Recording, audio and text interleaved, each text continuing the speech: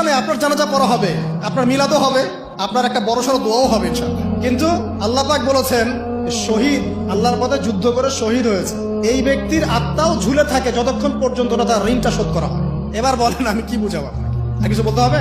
তো এখন সেই দোয়া শিখাচ্ছি আপনাদেরকে, যে দোয়া শিখলে আপনারা ঋণ থেকে বাঁচবেন ইনশাআল্লাহ। কত দিবেন বলেন? আচ্ছা হ্যাঁ, এই তো শুকরিয়া। দোয়া করবেন যেন আল্লাহ পাকের দিনটাকে আল্লাহর জমিনে প্রতিষ্ঠা করতে পারি।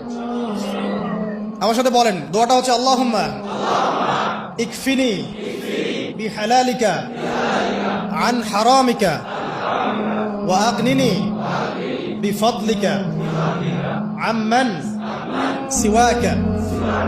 এই দোয়াটা ছোট না, এটা মুখস্থ করবেন, সেজদায় পড়বেন, নামাজের সেজদায় পড়বেন, আত্তাহিয়াতু দরুদ শেষ তারপরে পড়বেন, নামাজ শেষে হাত তুলে করবেন, যখন তখন শেষ রাতটা করবেন, ইনশাআল্লাহ দেখবেন আপনার ঋণ বলতে কিছু থাকবে না ইনশাআল্লাহ। যদি থাকেও, বড় কোনো ঋণ থাকেও, আল্লাহ পাক অন্য কোনো মাধ্যমে এটা শোধ করার ব্যবস্থা